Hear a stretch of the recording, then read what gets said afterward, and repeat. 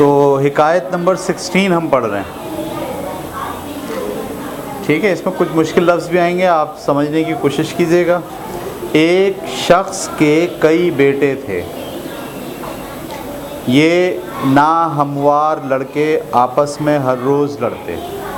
नाहमवार लड़के का मतलब कोई किस जहन का है, कोई कुछ जहन का है, सबके जहन एक जैसे नहीं है। कोई एक बात पढ़ गया है, कोई दूसरी बात पढ़ गया है, कोई तीसरी बात पढ़ गया है। तो इसको बोलते हैं नाहमवार लड़के। तो ये नाहमवार लड़के आपस में हर रोज़ लड़ते। बाप हरचंद समझाता लेकिन कुछ असर नहीं होता था।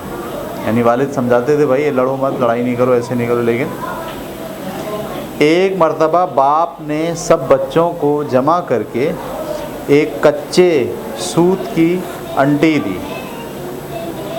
धागा होता है ना, कच्चा धागा, एक धागा तो कच्चा होता है, टूट जाता है फ़ौरन। उन्होंने क्या करा, कच्चे धागे की अंटी बना ली। अंटी समझते हैं आप, ऐसे ऐसे बनाते हैं ना अंटी, तो जिसमें बहुत सारा धागा चढ़ा लिया अपने ऊपर और वो अंटी दे दी उनको। तो एक मर्तबा बाप ने सब बच्चों को जमा करके एक कच्चे सूत की अंटी दी और कहा कि इस पर अपना अपना ज़ोर आजमाओ, तोड़ो इसको। हर एक ने कच कचा कर बेहतीरा ज़ोर लगाया, यानी ऐसे, इसको बोलते हैं कच कचा के ज़ोर लगाना। उर्दू है ये, उर्दू सीख रहे हैं आप। तो हर एक ने कच कचा कर बहुतीरा ज़ोर किया, लेकिन अंटी को एक भी ना तोड़ सका। क्यों? धागा तो बड़ा कच्चा था, टूट जाना था। लेकिन कच्चा धागा जब एक साथ बहुत सारे मिल जाते हैं तो फिर वो मिलके क्या हो जाते हैं, पक्के हो जाते हैं। बाप ने कहा, देखो कच्चा सूत कितना कमज़ोर होता है, मगर बहुत से कमज़ोर जब मिल जाएं तो किस कदर मजबूत हो जाते हैं। एक धागा हो तो क्या होगा, टूट जाएगा। बहुत सारे मिल जाएंगे तो अब तोड़ना मुश्किल है। इसी तरह याद रखो कि तुम भाई भाई भी अगर मुत्तफ़िक़ रहोगे, एक साथ रहोगे, तो कोई दुश्मन तुमको नुकसान नहीं पहुंचा सकेगा। और अगर एक दूसरे से अलग अलग रहोगे तो हर दूसरा आदमी तुम पर गालिब आ जाएगा। वाह! अगर एका होगा तो कोई दूसरा आपको नुकसान नहीं पहुंचा पाएगा, और अगर सब लोग अलग अलग रहेंगे, लड़ते रहेंगे, तो कोई भी दूसरा आके आपको नुकसान पहुंचा देगा। तो इसकी जो नतीजा निकला वो क्या निकला, इसका नतीजा सिर्फ ये है, इत्तेफाक में बड़ी क़ुव्वत है।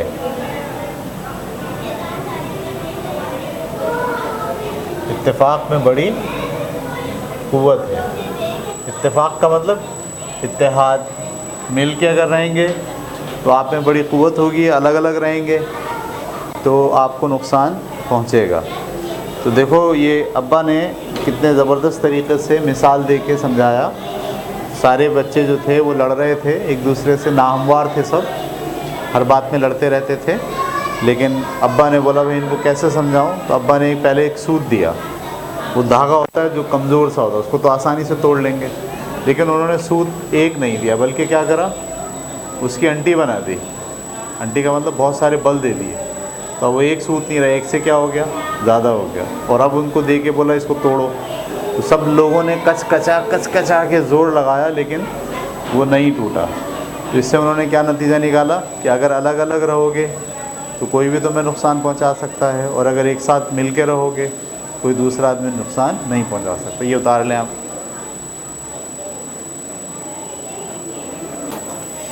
अब हम पढ़ रहे हैं हिकायत नंबर 17। बड़ी मज़े की हिकायत है, आपको मज़ा आएगा सुन के। एक गडरिये का लड़का बड़ा मस्खरा था। गडरिया किसे कहते हैं? जो बकरियां चराता है, भेड़ें चराता है, उसको चरवाहा भी बोलते हैं और गडरिया भी बोलते हैं। सही, उर्दू का लफ्ज़ है गडरिया। किसको बोलते हैं? बकरियां चराने वाले को। ठीक है। तो एक गडरिये का लड़का बड़ा मस्खरा था। मस्खरा का मतलब मजाक करता था हर वक्त, हंसी मजाक। बकरियां चराते चराते झूठ मूठ चिल्ला उठता। बकरियां चराने गया हुआ है और बकरियां चराते चराते झूठ मूठ चिल्ला उठता। क्या चिल्ला उठता? लोगों दौड़ के आओ, मेरी बकरियों में भेड़िया आके घुस गया है, ऐसे बोलता। लोगों चीख चीख के बुला रहा है, लोगों दौड़ के आओ, मेरी बकरियों को भेड़िया खाने आ गया है। दुनिया का दस्तूर है कि मुसीबत के वक्त एक दूसरे की मदद किया करते हैं। कई मर्तबा लोग दौड़ दौड़ कर गए, जब देखा तो यही मालूम हुआ कि कमबख्त नाहक बहका कर लोगों को हैरान करता है। झूठ मूठ के बहका रहा है लोगों को, और जब वो आ जाते तो मैं तो मजाक कर रहा था। सही है। तो ये उसकी आदत थी, हर 2 4 5 दिन के बाद चीख चीख के क्या बोलता, लोगो जल्दी आओ, भेड़िया आ गया, भेड़िया आ गया। और सब आ जाते और देखते तो क्या बोलता वो मैं तो मजाक कर रहा था। एक दिन सचमुच भेड़िया रेवड़ में घुस पड़ा,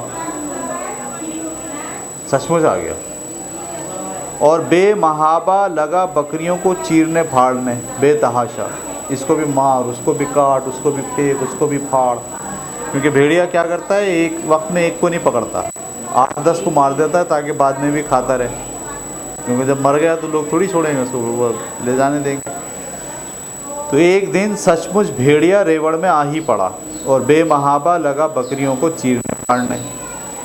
गडरिये के लड़के ने बहुत तेज तेज चीख चीख कर बिलबिला कर लोगों को पुकारा, कोई भी नहीं आया।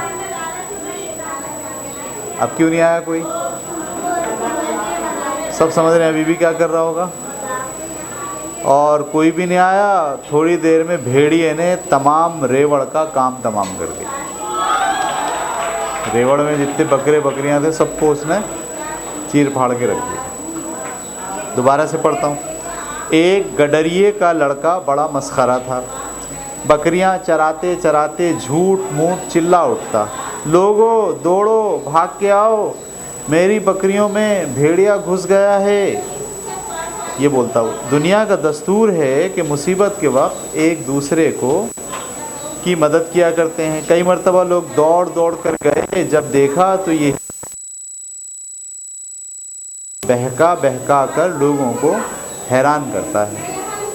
एक दिन सचमुच भेड़िया आ ही गया और बेमहाबा लगा बकरियों को चीरने फाड़ने। गडरिये के लड़के ने बहुतीरा ही चीख चीख कर और बिलबिला कर लोगों को पुकारा, लेकिन कोई भी नहीं आया और भेड़िए ने तमाम रेवड़ का काम तमाम कर दिया। ठीक है, इससे क्या नतीजा निकलता है? वो नतीजा हम यहाँ लिख रहे हैं इस हिकायत का। झूठ बोलने से आदमी का एतबार ख़त्म हो जाता है।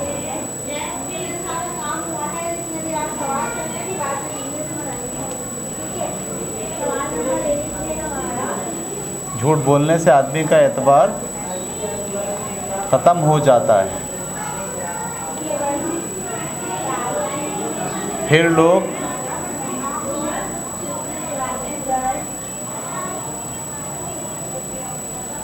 उसकी सच्ची बात का भी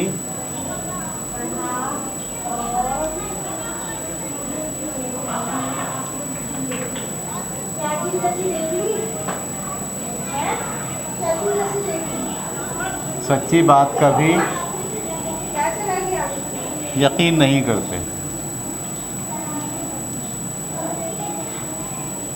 फिर लोग उसकी सच्ची बात का भी यकीन नहीं करते।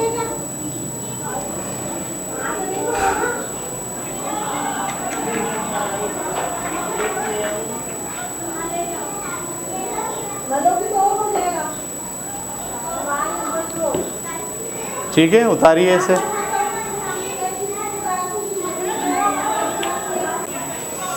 चले भाई, हिकायत नंबर 18।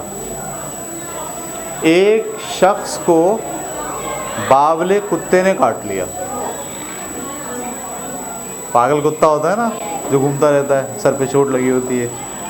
एक शख्स को बावले कुत्ते ने काटा। किसी ने इलाज के तौर पर उससे कहा कि ज़ख़म के लहू में रोटी तर करके उसी कुत्ते को खिला दो, यानी जहाँ ज़ख़म है वो रोटी वहाँ लगाओ और उसी कुत्ते को खिला दो।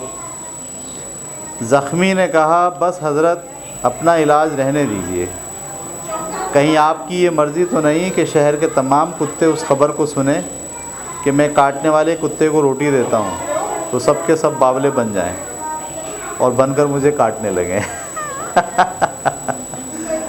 दोबारा से समझ में नहीं आई आपको, लगता है ना। एक शख्स को बावले कुत्ते ने काट लिया, तो जब उसने किसी को बताया भाई मुझे काट लिया, तो उसने बोला भाई इसका इलाज ये है कि रोटी का टुकड़ा लो और अपने ज़ख़म पे लगा के उसी कुत्ते को खिला दो।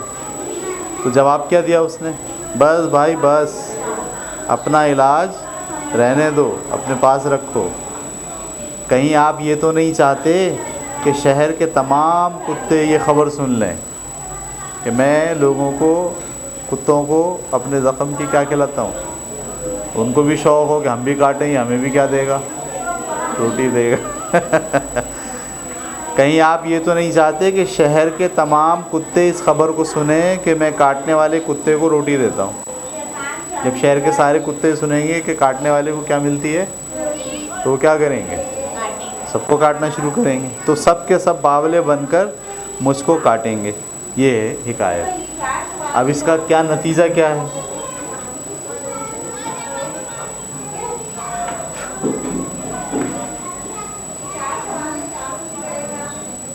सही है।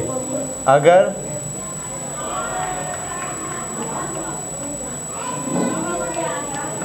दुश्मन की गलती, ये जो कुत्ता था दुश्मन था, पर खामोशी इख्तियार किया जाए, उसको चाहिए उस कुत्ते को या तो सज़ा दे या मार दे।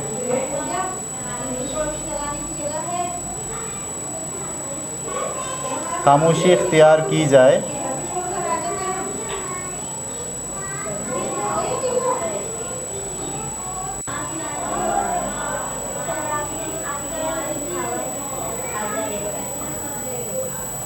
क्या लिखा मैंने, अगर, अब सही है।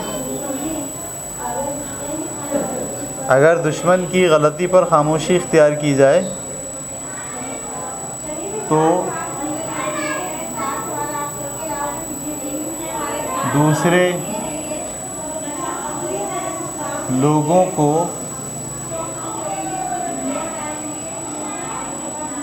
शय मिलती है।